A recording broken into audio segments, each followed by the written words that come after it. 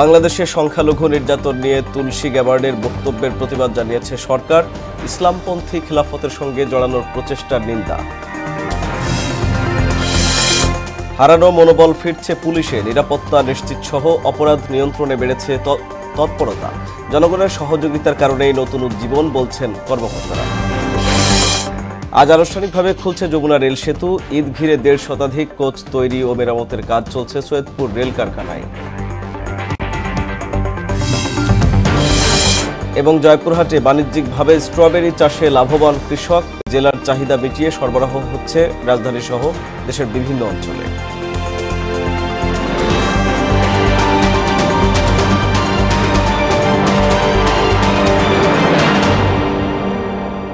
আসসালামু আলাইকুম, সবাইকে মোহনা সংবাদে স্বাগত। শুনছিলেন শিরোনাম, সঙ্গে আছি আমি আরিফুল ইসলাম। এবার পুরো খবর। বাংলাদেশে সংখ্যালঘু নির্যাতন এবং ইসলামিক খিলাফতকে কেন্দ্র করে ভারতীয় সংবাদ মাধ্যমকে দেয়া যুক্তরাষ্ট্রের গোয়েন্দা প্রধান তুলসী গ্যাবার্ডের মন্তব্যের প্রতিবাদ জানিয়েছে অন্তর্বর্তীকালীন সরকার। সোমবার রাতে প্রধান উপদেষ্টার প্রেস উইং থেকে পাঠানো এক বিবৃতিতে বলা হয়, তুলসী গ্যাবার্ডের মন্তব্য বিভ্রান্তিকর এবং বাংলাদেশের ভাবমূর্তি ও সুনামের জন্য ক্ষতিকর।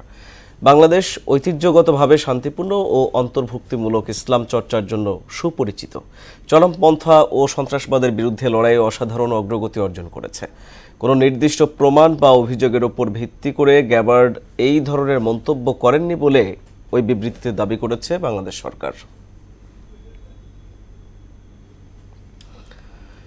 শিশু ধর্ষণ মামলার বিচারে বিশেষ ট্রাইব্যুনালের বিধান রেখে নারী শিশু নির্যাতন দমন আইন সংশোধনের সিদ্ধান্ত নিয়েছে সরকার। সোমবার উপদেষ্টা পরিষদ সভায় এ বিষয়ে নীতিগত অনুমোদন দেওয়া হয়েছে। আইন উপদেষ্টা জানান, সংশোধিত আইনে ভিকটিমকে ক্ষতিপূরণ দেওয়ার বিধানও থাকছে। পর্যাপ্ত ডিএনএ ল্যাব না থাকাকে ধর্ষণের বিচার বিলম্বের অন্যতম কারণ উল্লেখ করে পরিবেশ উপদেষ্টা রেজওয়ানা হাসান বলেন, শিগগিরই ২টি ডিএনএ ল্যাব স্থাপন করা হবে। আরও জানাচ্ছেন সুরাইয়া মুন্নি। দীর্ঘসূত্রিতার কারণে ধর্ষণ মামলায় বেশিরভাগ ক্ষেত্রেই বঞ্চিত হন ভুক্তভোগীরা। এমন ঘটনা বহু পুরনো। তবে সাম্প্রতিক আলোচিত বেশ কয়েকটি ঘটনায় নড়েচড়ে বসেছে সরকার। সংশোধন আনা হচ্ছে নারী ও শিশু নির্যাতন দমন আইনে। প্রধান উপদেষ্টা প্রফেসর মোহাম্মদ ইউনূসের সভাপতিত্বে উপদেষ্টা পরিষদ সভায় নারী ও শিশু নির্যাতন দমন সংশোধন অধ্যাদেশ ২০২৫-এর খসড়ার নীতিগত অনুমোদন দেয়া হয়। পরে ফরেন সার্ভিস একাডেমিতে আয়োজিত ব্রিফিংয়ে অনুমোদন পাওয়া নতুন আইনটি বিভিন্ন বিধান তুলে ধরেন আইন উপদেষ্টা আসিফ নজরুল। শিশু ধর্ষণের মামলার বিচার করার জন্য বিশেষ ট্রাইব্যুনাল স্থাপনের বিধান রাখা হয়েছে। এটা সবাই নীতিগতভাবে সম্মত হয়েছে। সম্মতি ব্যতিরেকে মাগুরার ক্ষেত্রে, বরগুনার ক্ষেত্রে যেই ঘটনাগুলো ঘটেছে, সেই ধর্ষণের ঘটনাগুলোর আলাদা একটা অপরাধ হিসাবে এখানে আইডেন্টিফাইড হয়েছে। এবং দ্বিতীয় শ্রেণীর যে অপরাধ বললাম, সম্মতি ব্যতিরেকে যে ধর্ষণ, সেটার ক্ষেত্রে বিচার এবং তদন্তের সময় কমানো হয়েছে। আমরা এটার উপর সর্বোচ্চ গুরুত্ব দিচ্ছি। এ সময় রিজওয়ানা হাসান বলেন, পর্যাপ্ত ডিএনএ ল্যাব না থাকায় ধর্ষণের বিচার বিলম্বিত হচ্ছে। এই মুহূর্তে ঢাকায় কেবল একটি ডিএনএ ল্যাব আছে। শিগগিরই আরও ২টি ল্যাব বসানো হবে। ধর্ষণের বিচারের ক্ষেত্রে বিলম্ব হওয়ার একটা বড় কারণ হচ্ছে পর্যাপ্ত পরিমাণ ডিএনএ ল্যাব না থাকা। এই মুহূর্তে একটি মাত্র আছে। আজকে সিদ্ধান্ত হয়েছে যে আমরা চট্টগ্রামে এবং রাজশাহীতে দ্রুততার সাথে আরো ২টা ল্যাব ডিএনএ ল্যাব স্থাপন করব। আইনটি চূড়ান্ত অনুমোদনের পর বৃহস্পতিবার গেজেট আকারে প্রকাশ হতে পারে বলে জানান উপদেষ্টারা। ধর্ষণকালে বা ধর্ষণ করার উদ্দেশ্যে যদি কোনো রকম জখম করা হয়, গুরুতর জখম বা সাধারণ জখম, সেটাকেও আমরা কঠোর শাস্তির ব্যবস্থা করেছি। আপনারা বৃহস্পতিবার দিন এটা চূড়ান্ত অনুমোদন হয়ে যাবে আমরা আশা করছি। সুরাইয়া মুন্নি, মোহনা সংবাদ, ঢাকা। ৫ আগস্টের পথ পরিবর্তনের পর হারানো মনোবল ফিরে পেতে শুরু করেছে ঢাকা মেট্রোপলিটন পুলিশ। থানায় আসা নাগরিকদের সেবা দান ও বিভিন্ন ঘটনায় নিয়মিত মামলা গ্রহণ সহ অপরাধীদের ধরতে তৎপর পুলিশ। অপরাধ দমনে সাধারণ মানুষের সহযোগিতার ফলে পুলিশ আগের চেয়ে উজ্জীবিত হয়েছে বলে জানিয়েছেন ডিএমপির মিরপুর বিভাগের উপ পুলিশ কমিশনার মোহাম্মদ মাকসুদুর রহমান। আরও জানাচ্ছেন হুমায়ুন কবির। ছাত্র জনতার আন্দোলনের মুখে ৫ আগস্ট শেখ হাসিনার দেশ ছাড়ার পর রাজধানীর অনেক থানা হামলা ভাঙচুর ও অগ্নিসংযোগের ঘটনা ঘটে। অনেক থানায় অস্ত্রসহ বিভিন্ন সরঞ্জাম ও নথি লুট হয়। এতে প্রায় ভেঙে পড়ে পুলিশি ব্যবস্থা। অন্তর্বর্তীকালীন সরকার দেশের দায়িত্বভার গ্রহণ করার পর ধীরে ধীরে স্বাভাবিক হতে শুরু করে আইনশৃঙ্খলা পরিস্থিতি। আগের মতোই সেবা প্রার্থীরা ভিড় করেন রাজধানীর বিভিন্ন থানায়। সম্প্রতি রাজধানীর পল্লবী থানায় দেখা যায় সেবা প্রার্থীদের ভিড়, দায়িত্বরত অফিসাররাও ব্যস্ত যথাসাধ্য সেবাদানে। থানায় মামলা ও সাধারণ ডায়েরি করতে কোনো বিড়ম্বনার শিকার হতে হচ্ছে কিনা এমন প্রশ্ন ছিল সেবা প্রার্থীদের কাছে। প্রবলেমগুলো শুনলো, কমপ্লেনটা নিল, নিজে আমাকে কোঅপারেট করলো, এটার সাথে মানে আমি যথেষ্ট খুশি। আন্তরিক এবং খুবই দ্রুততার সহিত আমাদের অভিযোগটা নিয়েছেন। আসছি, কোনো অসুবিধা হয় না, ওনারা ভালোভাবে আমাদের কাজ করছেন। পল্লবী থানার ভারপ্রাপ্ত কর্মকর্তা মোহাম্মদ নজরুল ইসলাম জানান, পল্লবীবাসীর জানমালের নিরাপত্তায় বিরতিহীনভাবে সেবা দিয়ে যাচ্ছেন পুলিশ। এই সময় গেল ফেব্রুয়ারি মাসে অপরাধের পরিসংখ্যান তুলে ধরেন তিনি। প্রায় 7 লাখ লোক এখানে বসবাস করে থাকেন। আমি মনে করি যে আমি অনেকটাই সফল, মানুষের সেবা দিতে পারছি। গত মাসে আমার 19টা মাদক মামলার মধ্যে আমার 38 জন আসামি গ্রেপ্তার আছে। ছিনতাইকারী আমার 57 জন ছিনতাইকারী ধরা আছে, ধৃত আছে হাতে নাতে। ওয়ারেন্টের মধ্যে 239টি ওয়ারেন্ট আমি খারিজ করতে পেরেছি গত ফেব্রুয়ারি মাসে। থানা আসা নাগরিকদের সম অধিকার নিশ্চিতে পুলিশ কাজ করছে জানিয়ে নজরুল ইসলাম বলেন, দিনে গড়ে 18 ঘন্টার কাজ করতে হয় তাকে। কিন্তু সাধারণ জনগণের সেবা প্রত্যাশা নিয়েই আমি এবং আমার থানা পুলিশ এবং আমার ডিভিশনের যে আমার ডিসি মহোদয় আছেন, আমার ঊর্ধ্বতন কর্তৃপক্ষ সবসময় আমাকে খোঁজখবর নিচ্ছেন। 18 থেকে 20 ঘন্টা থানাতেই থাকি এবং থানা এলাকায় থাকি। এদিকে মিরপুর বিভাগের উপপুলিশ কমিশনার মোহাম্মদ মাকসুদুর রহমান জানান, তার বিভাগের 7টি থানার পুলিশ নাগরিক সেবায় নিয়োজিত। মিরপুর বিভাগের 7টি থানা এখানে আছে। আমাদের যে পুলিশিং কার্যক্রমগুলা বর্তমানে নির্বিঘ্নে সচল আছে। মানুষের মধ্যে স্বস্তি ফিরিয়ে আনার জন্য যে সকল কার্যক্রমগুলো আমরা গ্রহণ করা প্রয়োজন, সেই কার্যক্রমগুলো আমরা গ্রহণ করছি। পুলিশের প্রতি সাধারণ মানুষের আস্থা ফিরেছে, তাই অপরাধ দমনে জনগণ পুলিশকে সহযোগিতা করছে বলেও জানান তিনি। আমি এই মুহূর্তে এখানে দায়িত্ব পালন করাকালীন যে পরিমাণ মানুষের থেকে সাপোর্ট পাচ্ছি, এটা অবিশ্বাস্য, অকল্পনীয়। মানুষ আসলে সচেতনতা বাড়তেছে, আমরা মানুষকে হেল্প করতেছি, মানুষকে উদ্বুদ্ধ করছি যে পুলিশের কর্মকাণ্ডের সাথে সম্পৃক্ত হয়ে পুলিশকে সহযোগিতা করার জন্য। ঈদের শপিং মহলগুলিতে ক্রেতা বিক্রেতাদের নিরাপত্তা নিশ্চিতের পাশাপাশি সড়ক ও পাড়া মহল্লায় নিষিদ্ধ নিরাপত্তা ব্যবস্থা নেওয়ার কথাও জানান এই পুলিশ কর্মকর্তা। স্বস্তি ফিরিয়ে আনতে পারবো, কোনো রকমের প্রবলেম বা তৈরি হবে না। হুমায়ুন কবির, মোহনা সংবাদ, ঢাকা। দীর্ঘ প্রতীক্ষার অবসান শেষে যমুনা নদীর উপর নির্মিত দেশের দীর্ঘতম রেল সেতু উদ্বোধন হতে যাচ্ছে আজ। এই নতুন সেতুর মাধ্যমে ঢাকার সঙ্গে উত্তর ও দক্ষিণবঙ্গের রেল যোগাযোগ আরও সহজ হবে। 50টি পিলারের ওপর 49টি স্পানে নির্মিত ডাবল লেনের এই সেতু দিয়ে মাত্র 3.5 মিনিটেই যমুনা অতিক্রম করবে ট্রেন। তবে প্রাথমিকভাবে সিঙ্গেল লেন চালু থাকায় যাত্রীদের পুরো সুবিধা পেতে আরও কিছু সময় অপেক্ষা করতে হবে। সেতুর উদ্বোধন ঘিরে ইতিমধ্যে সব প্রস্তুতি সম্পন্ন করেছে রেলপথ বিভাগ।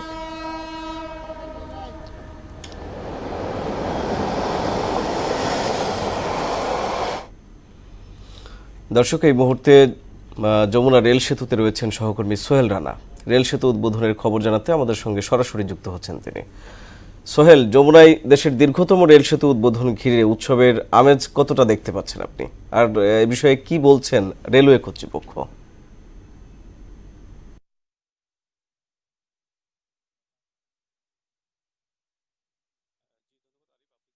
ছিলেন যে দেশের দীর্ঘতম সেতু রেলওয়ে সেতু কিন্তু যমুনাতে রয়েছে, সেটি কিন্তু আজকে সকাল 10টায় কিন্তু উদ্বোধন হওয়ার কথা রয়েছে। সেটিতে অনুষ্ঠানকে ঘিরে কিন্তু রেলপথ সচিব ফাহিমুল ইসলাম কিন্তু উদ্বোধন করবেন। এই সেতুটি কিন্তু আগে গত 12 ফেব্রুয়ারিতে কিন্তু একটি লেন চালু করে, আজকে কিন্তু ডুয়েল গেজ এবং ব্রড গেজ লাইন চালু করবে বলে তারা কিন্তু জানিয়েছেন। এবং এই উদ্বোধনকে ঘিরে কিন্তু সিরাজগঞ্জ এবং টাঙ্গাইলের মানুষের মধ্যে কিন্তু উৎসাহ উদ্দীপনা বিরাজ করছে। এবং এই সেতু উদ্বোধন হওয়ার পরে কিন্তু উত্তরাঞ্চল এবং পশ্চিমাঞ্চলের দক্ষিণ পশ্চিমাঞ্চলের মানুষের কিন্তু যাতায়াত যেমনটি খুব নির্বিঘ্নে করতে পারবে, তেমনি কিন্তু বাণিজ্যিকভাবে কিন্তু তারা খুব দ্রুত মালামাল এবং যানবাহন চলাচল করতে পারবে এবং তারা কিন্তু খুব দ্রুত গন্তব্যস্থলে পৌঁছাতে পারবে বলে জানিয়েছেন। ইতিমধ্যে আমরা জানতে পেরেছি যে সকাল 11টা 20 মিনিটে সিরাজগঞ্জ টাঙ্গাইলের ইব্রাহিমাবাদ থেকে কিন্তু সিরাজগঞ্জের সয়দাবাদে কিন্তু আসবে এবং সকাল 11:40 কিন্তু এখানে রেলপথ সচিব যে ফাহিমুল ইসলাম তিনি রয়েছেন, তিনি কিন্তু এটি সাংবাদিকদের ব্রিফিং করবে এবং উদ্বোধনী ঘোষণার পরে কিন্তু তারা কিন্তু আবার সয়দাবাদের দিকে চলে যাবে বলে জানিয়েছেন। এই রেলপথ চালু হওয়ার পরে কিন্তু উত্তর অঞ্চলের মানুষের যেমনটি ব্যবসা পরিষেবা হবে, তেমনি কিন্তু জনগণের সাথে কিন্তু তাদের যে যাতায়াত করবে তারা কিন্তু নির্বিঘ্নে যাতায়াত করতে হবে। আগে কিন্তু পাশে যে সেতুটি রয়েছে সেই সেতু দিয়ে রেল যেতে কিন্তু 18 থেকে 20-22 মিনিট লাগতো, এখন কিন্তু 3.5 মিনিট থেকে 5 মিনিট সময় লাগবে বলে জানিয়েছেন রেলওয়ে কর্তৃপক্ষ। এবং এই স্পিডে 120 স্পিডে কিন্তু তারা এই ট্রেন চলাচল করবে বলে জানিয়েছেন। এই ছিল সিরাজগঞ্জের যমুনা রেল সেতু থেকে সর্বশেষ। সোহেল, আপনাকে ধন্যবাদ। ঈদ উপলক্ষে 120টি কোচ সংস্কার সহ 40টি অতিরিক্ত কোচ তৈরি করেছে সৈয়দপুর রেলওয়ে কারখানা। আধুনিক যন্ত্রপাতি ছাড়াই প্রায় 5 যুগের পুরনো ট্রেনকে নতুন করে প্রাণ দিচ্ছে কারখানার দক্ষ শ্রমিকরা। জনবল সংকট ও লক্কর ঝক্কর মেশিনপত্র দিয়েই চলছে মেরামতের কাজ। ময়নুল হকের প্রতিবেদন, জানাচ্ছেন তাহসিন তারিন। ঈদ উপলক্ষে 120টি কোচ সংস্কার করছে সৈয়দপুর রেলওয়ে কারখানা। তার মধ্যে বড গেজ 90টি এবং মিটার গেজ 30টি। নতুন করে আরও 40টি অতিরিক্ত কোচের কাজে হাত দেওয়া হয়েছে। ইতিমধ্যে 30টি কোচ হস্তান্তর করা হয়েছে। বর্তমানে কারখানাটিতে রয়েছে তীব্র জনবল সংকট, সেই সাথে অতি পুরাতন মেশিনপত্র দিয়েই শ্রমিকদের দক্ষ হাতে পুরাতন কোচ মেরামতের কাজ করা হয়। শুরুর তুলনায় বর্তমানে কারখানায় জনবল আছে 25 ভাগ। শ্রমিক কর্মচারীদের দাবি আরও জনবল নিয়োগ করা হোক। জনবল সংকটের ভিতরেও আমরা যাত্রীদের যাত্রা নির্বিঘ্ন এবং আরামদায়ক পরিবেশে তাদেরকে বাড়ি ফেরার নিশ্চয়তার জন্য আমাদের ঈদের আউটপ্লাস সফল করার লক্ষ্যে আমরা নিরলসভাবে কাজ করে যাচ্ছি। রমজান মাসে রোজা রেখে 30 ঘন্টা অতিবাহিত করে তারা হলো কাজ করে যাচ্ছে। কারখানায় জনবলের সংকট রয়েছে জানিয়ে এই কর্মকর্তা বললেন, প্রয়োজনীয় জনবল নিয়োগ করে নতুন মেশিন দেয়া হলে দেশের কোচ সংকট দূর করা সম্ভব হতো।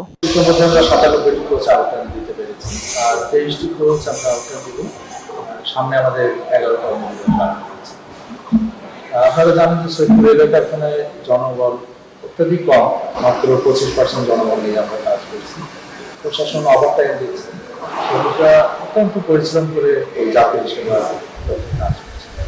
স্বাধীনতার পরেও এই কারখানায় 22টি শপের কাজ করত 10,000 শ্রমিক। বর্তমানে সৃষ্ট 2859টি পদের অনুকূলে শ্রমিক রয়েছে মাত্র 704 জন। তাহসিন তারিন, মোহনা সংবাদ। জয়পুরহাটে বাণিজ্যিকভাবে স্ট্রবেরি চাষ করে ভাগ্যের পরিবর্তন হচ্ছে কৃষকদের। কম খরচ আর লাভ বেশি হওয়ায় অন্যান্য ফসলের পাশাপাশি দিন দিন স্ট্রবেরি চাষে ঝুঁকছেন তারা। এখানকার স্ট্রবেরি সুস্বাদু হওয়ায় দেশ জুড়ে বাড়ছে চাহিদা। জেলার চাহিদা মিটিয়ে সরবরাহ হচ্ছে দেশের বিভিন্ন অঞ্চলে। আর চাষিদের সব ধরনের সহযোগিতা দেওয়ার কথা জানায় কৃষি বিভাগ। মিলন রাহানের প্রতিবেদন, জানাচ্ছেন শারমিন স্বর্ণা। জয়পুরহাট সদর উপজেলার জামালপুর, চান্দা ও কালীবাড়ি সহ কয়েকটি গ্রামের কৃষকরা স্ট্রবেরি চাষ করেছেন। এলাকাটি পরিচিতি পেয়েছে স্ট্রবেরি ভিলেজ হিসেবে। অন্যান্য ফসলের চেয়ে কম সময়ে উৎপাদন ও লাভ বেশি হওয়ায় গত বছরের চেয়ে এবার বেশি পরিমাণ জমিতে বেড়েছে এর চাষ। কৃষকরা জানান, 1 বিঘা জমিতে 1 থেকে 1.5 লাখ টাকা খরচ করে বিক্রি হচ্ছে 3 থেকে 4 লাখ টাকা পর্যন্ত। ইতিমধ্যেই জমি থেকে স্ট্রবেরি তুলছেন কৃষকরা। এই স্ট্রবেরি চাষ আমরা গত 5 বছর থেকে আমি করতেছি। আমি 2 বিঘা মাটি লাগাইছি, আগে 1200-1300 টাকা কেজি পেয়েছি, এখন 300 টাকা কেজি। আমি লেখাপড়ার পাশাপাশি আমার আব্বুকে সহযোগিতা করি। জমি থেকে উঠায়া নিয়ে এখানে রাখতেছে খাওয়ার জন্য, মানে বিক্রি করার জন্য। দেখে অনেক ভালো লাগলো যে আমাদের জয়পুরহাটের পাশে এত বৃহৎ একটা প্রকল্প হচ্ছে। ফসলটি লাভজনক হওয়ায় দিন দিন বাড়ছে চাষ। কৃষকদের বিভিন্ন সহযোগিতা দেওয়া হচ্ছে বলে জানালেন কৃষি বিভাগের এই কর্মকর্তা। নিরাপদ উপায়ে স্ট্রবেরি উৎপাদনের জন্য কৃষকদেরকে প্রয়োজনীয় পরামর্শ এবং প্রশিক্ষণ দিয়ে থাকি এবং আমাদের উপসহকারীরা সার্বক্ষণিক মাঠে অবস্থান করে এবং কৃষকের চাহিদা মতো সেবাটা তারা দিয়ে থাকে।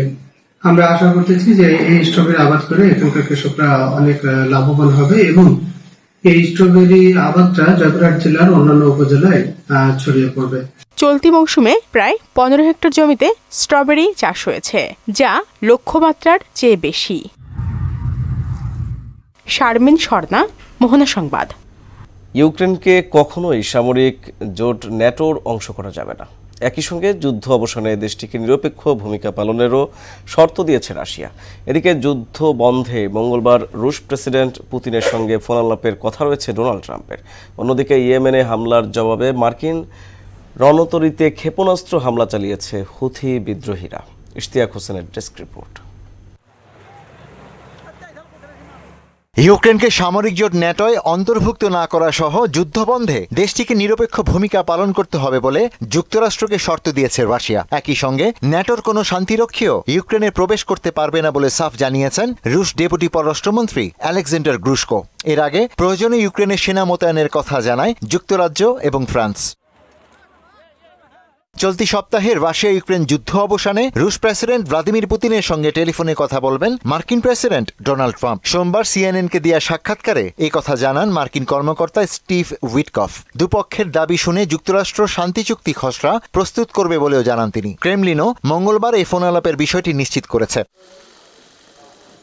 এদিকে ইয়েমেনে মার্কিন হামলার জবাবে যুক্তরাষ্ট্রের ইউএসএস হ্যারি এস ট্রুম্যান বিমানবাহী রণতরীতে ক্ষেপণাস্ত্র হামলা চালিয়েছে হুতি বিদ্রোহীরা। এতে জাহাজটি ইয়েমেনের জলসীমা থেকে সরে যেতে বাধ্য হয়। এর আগে সশস্ত্র গোষ্ঠী হুতিদের অবস্থান লক্ষ্য করে শনিবার থেকে ইয়েমেনে বিমান হামলা চালায় যুক্তরাষ্ট্রের সামরিক বাহিনী। এতে এ পর্যন্ত নারী, শিশুসহ 53 জনের মৃত্যু হয়েছে। ইশতিয়াক হোসেন, মোহনা সংবাদ। দ্বিতীয় দফা যুদ্ধবিরতি আলোচনা ভেস্তে যাওয়ার পর ফিলিস্তিনের অবরুদ্ধ গাজায় ব্যাপক আকারে বিমান হামলা শুরু করেছে ইসরায়েল।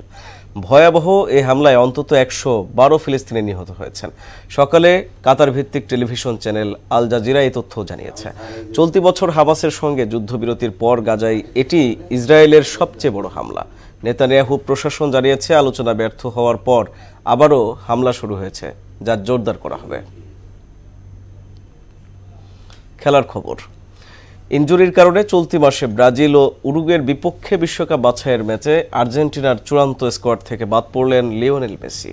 ইন্টার মায়ামির হয়ে সর্বশেষ ম্যাচে মাঠে থাকলেও পরে চোট অনুভব করেন। স্ক্যানে এলেমটেনের মাংসপেশি ও সংযোগ চোট পাওয়ার বিষয়টি ধরা পড়ে। এ কারণে তাদের বাইরে রেখেই চূড়ান্ত দল ঘোষণা করা হয়। এছাড়াও দলে রাখা হয়নি Gonzalo Montiel, Francisco Ortega, Giovani Lo Celso, Alejandro Garnacho, Claudio Echeverri ও পাউলো দিবালাকে। বাংলাদেশ সময় আগামী 22 মার্চ ভোর 5:30টায় উরুগুয়ের বিপক্ষে এবং 26 মার্চ সকাল 6টায় ব্রাজিলের মুখোমুখি হবে আর্জেন্টিনা। দর্শক, এ পর্যায়ে সবাইকে আমন্ত্রণ জানাচ্ছি সংবাদপত্রের পর্যালোচনা ভিত্তিক পত্রিকার চোখে দেশ অনুষ্ঠানে।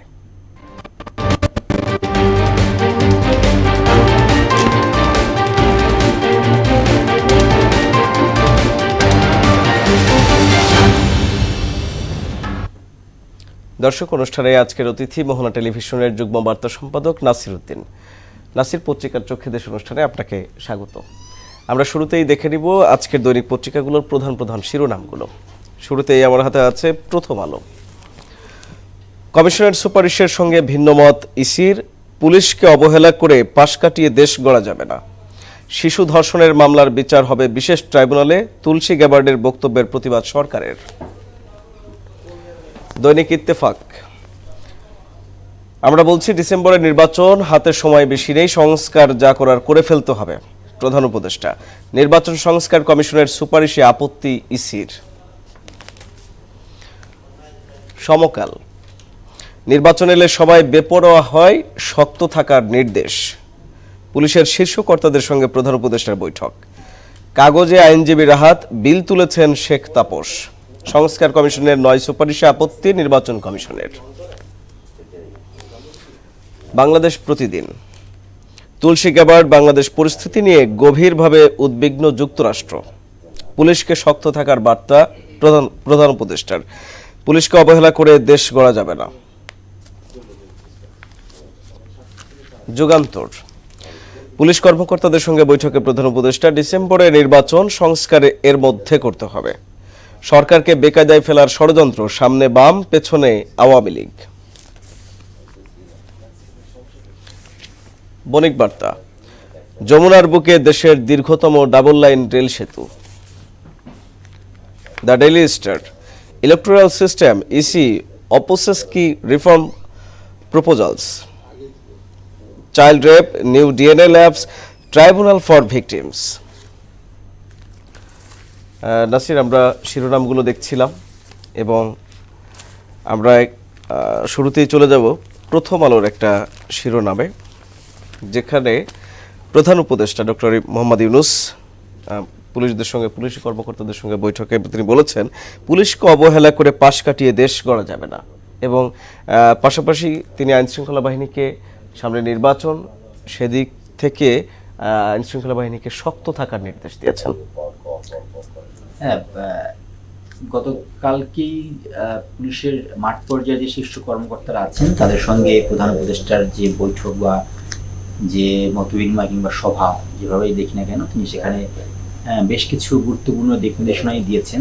তিনি একটা কথাই বোঝাতে চেয়েছেন যে পুলিশকে বাদ দিয়ে এই যে বা পুলিশকে অবহেলা করে দেশের এই ধরনের যে দেশের যে দেশ গঠন কিংবা নতুন বাংলাদেশের যে ধরনের স্বপ্নের কথা বলা হচ্ছে, সেই স্বপ্নটাকে মূলত বাস্তবায়ন করা সম্ভব হবে না। তিনি এটি স্পষ্টভাবে বলে দিয়েছেন। অর্থাৎ পুলিশকে তার হারানো মনোবল ফিরিয়ে আনার জন্য বা পুলিশকে চাঙ্গা ভাব ধরে রাখতে প্রয়োজনীয় যা যা সংস্কার বা যে ধরনের নির্দেশনা দরকার সেটা তিনি দিয়েছেন। আপনি বলছিলেন যে আপনি যেটা বলছিলেন যে হয়তো নির্বাচন কেন্দ্রিক চিন্তা, আর কিছু কথা বলছেন যে নির্বাচনের এই সময় বেপরোয়া হয়ে যায়, পুলিশকে শক্ত থাকার নির্দেশ দিচ্ছেন। হ্যাঁ, একটা কথা আছে। জি, এখন পুলিশের এই মুহূর্তে নির্বাচনটা কি বড় ধরনের টার্গেট ধরা হচ্ছে বাংলাদেশের ক্ষেত্রে।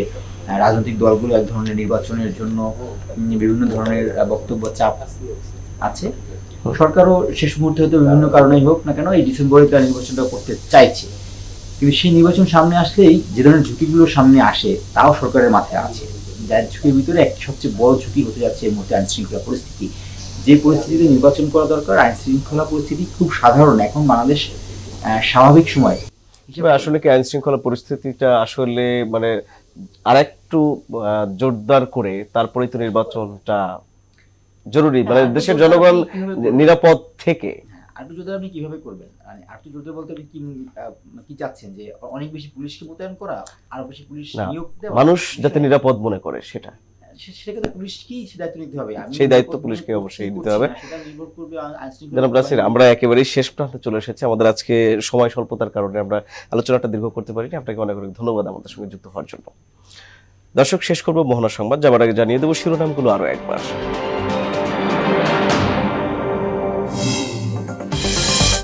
বাংলাদেশে সংখ্যালঘু নির্যাতন নিয়ে তুলসী গ্যাবার্ডের বক্তব্যের প্রতিবাদ জানিয়েছে সরকার। ইসলামপন্থী খেলাফতের সঙ্গে জড়ানোর প্রচেষ্টা নিন্দা। হারানো মনোবল ফিরছে পুলিশে, নিরাপত্তা নিশ্চিত সহ অপরাধ নিয়ন্ত্রণে বেড়েছে তৎপরতা। জনগণের সহযোগিতার কারণেই নতুন উজ্জীবন বলছেন কর্মকর্তারা। আজ আনুষ্ঠানিকভাবে খুলছে যমুনা রেল সেতু। ঈদ ঘিরে 1.5 শতাধিক কোচ তৈরি ও মেরামতের কাজ চলছে সৈয়দপুর রেল কারখানায়। এবং জয়পুরহাটে বাণিজ্যিকভাবে স্ট্রবেরি চাষে লাভবান কৃষক। জেলার চাহিদা মিটিয়ে সরবরাহ হচ্ছে রাজধানী সহ দেশের বিভিন্ন অঞ্চলে।